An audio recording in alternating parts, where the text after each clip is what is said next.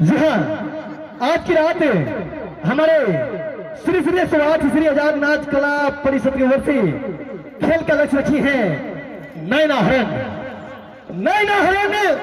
जंगली पागल, नैना हरण जंगली पागल, जंगली का नाटक वही राम सिंह वीर सिंह का बध। बड़ा ही शानदार खेल है। तो आप तमाम दर्शक शांतिपूर्ण यह खेल का आनंद लीजिए। और हम लोग बाल कलाकार हैं, अगर कोई भी त्रुटि या फ्रूटी हो जाए तो अपने बच्चे समझ करके क्षमा कर दीजिएगा। प्रेम से बोलिए बाबा ब्रह्म के, बाबा दीवार की, मां सरस्वती की जय।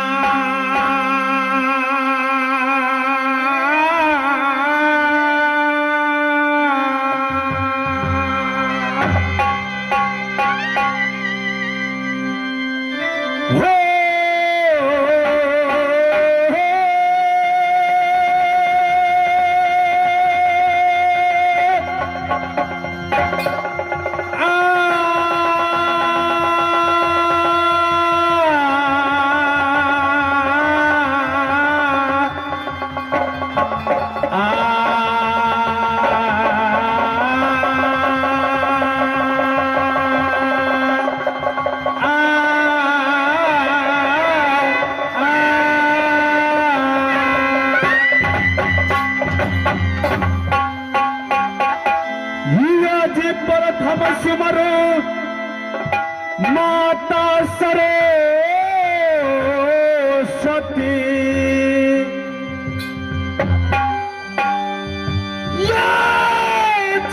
प्रथम सिमरो माता सरस्वती।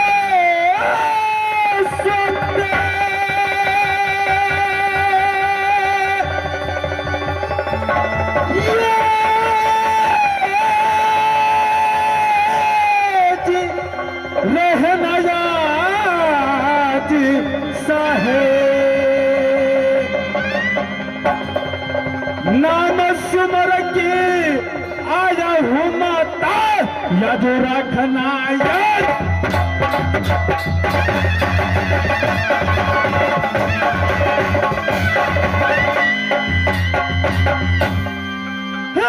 माता सरस्वती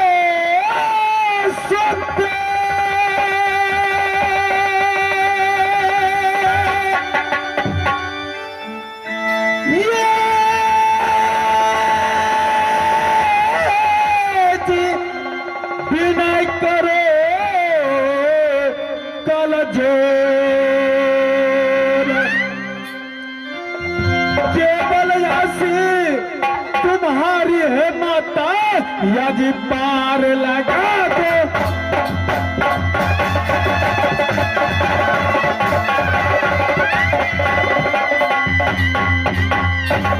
यदि भरल सभा के बीच में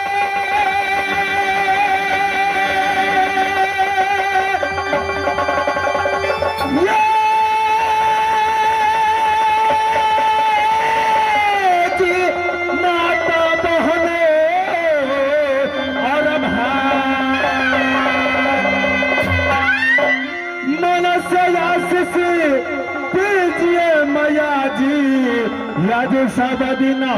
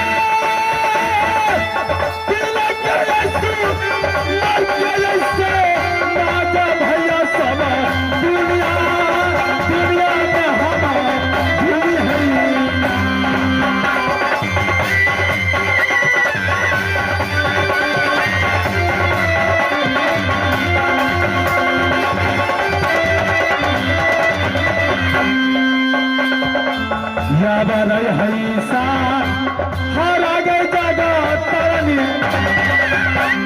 इज्जत ये बात जब होगा माना सपती दुर्गा ये